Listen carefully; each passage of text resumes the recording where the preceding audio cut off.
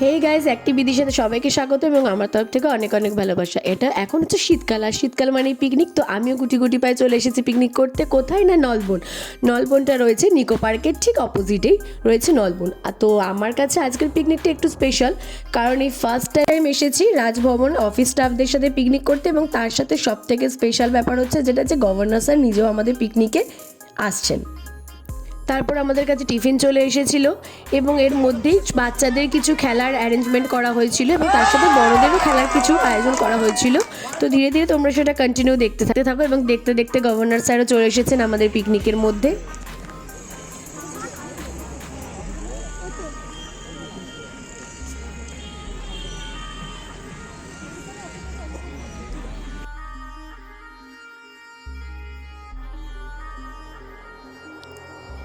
তো অনেক ভিড় এড়িয়ে শেষমেশ মাননীয় গভর্নর স্যার এবং লেডি গভর্নরের কাছে পৌঁছে গেলাম এবং তাদের প্রণাম করলাম।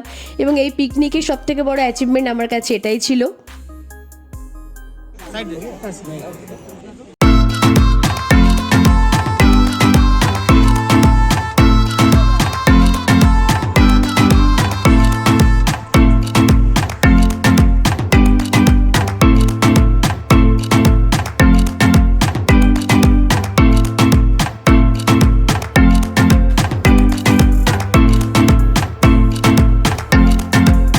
তো এখানে পিকনিকে সবাই সবার মতো গল্প করতে ব্যস্ত, কেউ ছবি তুলছে, কেউ গল্প করছে, কেউ খেলছে।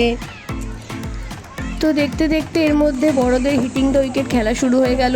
সবাই খেলায় অংশগ্রহণ করেছিল, সবাই খেলছে এখানে। আমি তো একটু লজ্জাই পাচ্ছিলাম, কিন্তু আমার হাজব্যান্ড জোর করে আমার নামটা দিয়ে দিয়েছিল।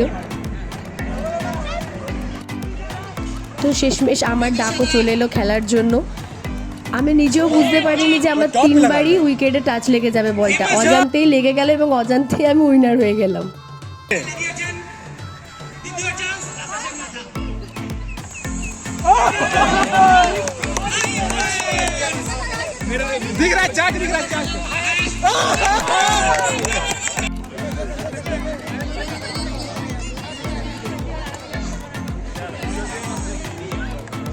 আকাশ 500 টাকা, প্রদীপ সোম 200 টাকা,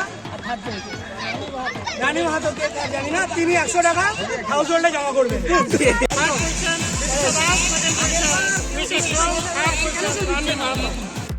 তো এর মধ্যে সমস্ত অফিস স্টাফরা মিলে এখানে ক্রিকেট খেলা শুরু করে দিয়েছে। আমার গলাটা শুনে আপনারা বুঝতেই পারছেন যে কীরম পরিমাণে ঠান্ডা লেগেছে, পুরো গলা বসে গেছে। কিন্তু তাও আপনাদের সামনে তো ভিডিওটা আপলোড করতে হবে, তাই এই ভাঙা গলা নিয়েও আপনাদের সামনে ভিডিওটা আপলোড করতে বসে পড়েছি। তো এরপর আমরা লাঞ্চ করতে চলে এসেছিলাম। মেনুতে অনেক কিছুই ছিল, কিন্তু তার মধ্যে স্পেশাল ছিল মাটনগুলো মারাত্মক জুসি ছিল, দেখেই বুঝতে পারছেন। এরপর চলে এলো প্রাইজের পালা। যারা যারা খেলায় অংশগ্রহণ করেছিল সবার জন্যই প্রাইজ অ্যারেঞ্জমেন্ট করা হয়েছিল রাজভবন থেকে, এবং তার মধ্যে আমিও ছিলাম, কারণ আমি ভুলবশত ফার্স্ট হয়ে গেছি, নিজেও বুঝতে পারিনি। তো আমার হাতে যিনি প্রাইজ তুলে দিচ্ছেন তিনি হলেন মাননীয় গভর্নর স্যারের পিএ, এবং ওনার হাত থেকে প্রাইজ নিয়ে আমি খুবই খুশি হয়েছি। তো আমার এই ভিডিওটা যদি আপনাদের ভালো লেগে থাকে তাহলে সবাই প্লিজ লাইক করে দিও, কমেন্ট করো এবং আমার চ্যানেলটাকে প্লিজ প্লিজ প্লিজ সাবস্ক্রাইব করে দিও।